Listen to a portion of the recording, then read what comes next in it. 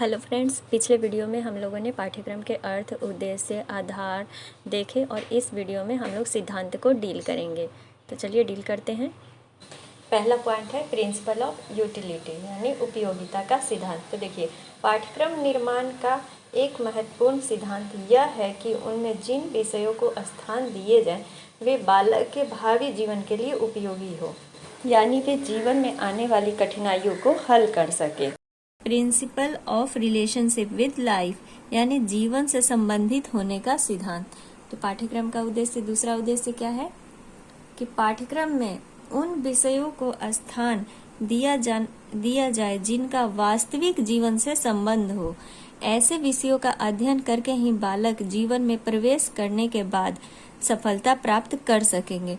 पुराने ढंग की पाठ्यशालाओं और मकतबों यानी मदरसों जो भी होता है का इसीलिए लोप हो गया क्योंकि उनमें जो विषय पढ़ाए जाते थे उनका जीवन से कोई संबंध नहीं था। मतलब जो पहले पढ़ाए जाते थे था बच्चों के रुचि, उनके रुझान से रिलेटिव पाठ्यक्रम नहीं बनाया जाता था, वो मनोवैज्ञानिक आधार पर पाठ्यक्रम बनाया जाता था। तीसरा है प्रिंसिपल ऑफ क्रिएटिव एक्टिविटी यानी रचनात्मक कार्यों का सिद्धांत। तो देखिए इसमें क्या है, प्रत्येक बालक में किसी न किसी क्षेत्र में रचनात्मक कार्य करने की कुछ न कुछ योग्यता अवश्य होती है। अतः पाठ्यक्रम को ऐसे अवसर अवश्य देने चाहिए जिनसे रचनात्मक कार्य की यह योग्यता व्यक्त हो सके। मतलब बच्चों को अवसर देना चाहिए, जो उनके अंदर छुपी जो क्रियाएं हैं, जो उनकी रुचि रुझान है, उनको अवसर देना चाहिए। देखते होंगे कि किसी बालक को संगीत में ज़्यादा मन लगता है, किसी बालक को खेल में ज़्यादा मन लगता है, किसी को पेंटिंग करने में ज़्यादा मन लगता है। तो अतः पाठ्यक्रम में ऐसे अवसर अवश्य देने चाहिए जिनसे रचनात्मक कार्य की योग्यता को व्यक्त किया जा सके।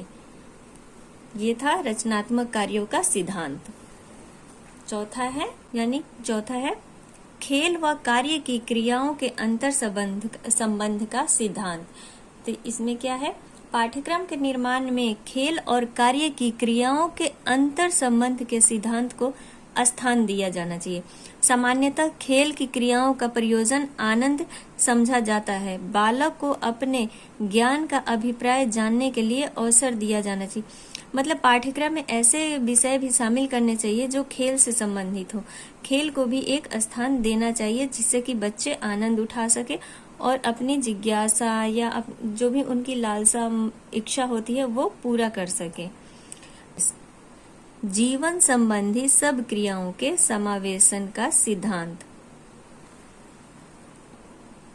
पाठ्यक्रम का निर्माण करते समय ऐसा प्रश्न करना चाहिए कि उसमें वे सभी क्रियाएं आ जाएं जो प्रत्येक बालक के स्वास्थ्य, विचार, ज्ञान, कुशलता, मूल्यांकन, अभिव्यक्ति, चरित्र और सामाजिक तथा आर्थिक संबंधों को उन्नत बनाए। मतलब ऐसा विषय होना चाहिए जिससे कि बालक के संपूर्ण व्यक्तित्व का विकास हो सके। अतः पाठ्यक्रम ऐसा होना चाहिए जिससे कि बालक शुरू से ही लोकतंत्रीय जीवन के ढंग को धीरे धीरे ग्रहण करता चला जाए। छठा है विकास की सतत प्रक्रिया का सिद्धांत यानी पॉइंट। किसी भी पाठ्यक्रम का सदैव के लिए निर्माण नहीं किया जा सकता, उसमें समय के साथ परिवर्तन आवश्यक है। शिक्षा के इस सिद्धांत और व्यवहार को ज्ञान, कुशलता और दृष्टिकोण पर दिए जाने वाले विभिन्न प्रकार के अनुकूल बनाया जाए। मतलब जो पाठ्यक्रम हो वो समय के अनुसार बदलते रहना चाहिए। ये नहीं कि पहले वाला ही हम लोग लेकर के बैठे रहे, तो समय के अनुसार परिवर्तन होते रहना चाहिए। सातवां पॉइंट है अनुभवों की पूर्णता का सिद्धांत। देखिए इसमें क्या है, अनुभवों की पूर्णता का सिद्धांत में पाठ्यक्रम में उन सब अनुभवों को भी स्थान दिया जाता है जिनको बालक विभिन्न क्रियाओं द्वारा प्राप्त करता है। ये क्रियाएं विद्यालय, कक्षा, पुस्तकालय, प्रयोगशाला, वर्कशॉप, खेल का मैदान तथा शिक्षकों और छात्रों के अंगणित औपचारिक संपर्कों में चालू रहती है। मतलब अनुभव के मतलब पाठ्यक्रम में उन सभी अनुभवों को भी स्थान देना चाहिए, जैसे पौराणिक जो विविधता और लचीलेपन का सिद्धांत। पाठ्यक्रम में लचीला और विविधता का कारण यह है कि उसे छात्रों की रुचियों, विभिन्नताओं, दृष्टिकोण, मनोवृत्तियों और आवश्यकताओं के अनुकूल बनाया जाए। बालकों पर अनुपयुक्त विषयों को न लादा जाए। मतलब सबसे पाठ्यक्रम का सबसे महत्वपूर्ण सिद्धांत यह है कि पाठ्यक्रम लचीला हो और विविधतापूर्ण हो, जिससे छात्रों की मनोवृत्ति आवश्यकताओं के अनुकूल बनाया जाए। मतलब उनके रुचि के अकॉर्डिंग बनाया जाए, उनकी योग्यता के अनुसार बनाया जाए। 9th पॉइंट है सामुदायिक जीवन से संबंध का सिद्धांत, principle of relationship with community life.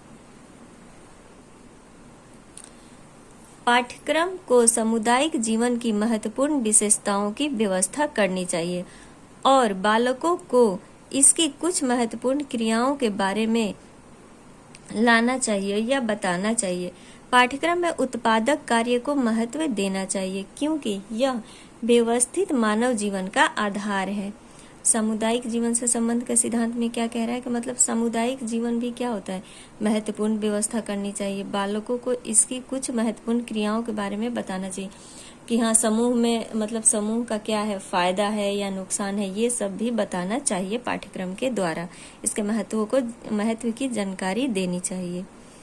10वां point है अवकाश के लिए प्रशिक्षण का सिद्धांत। 10वां क्या है, अवकाश के लिए प्रशिक्षण का सिद्धांत, principle of training for leisure.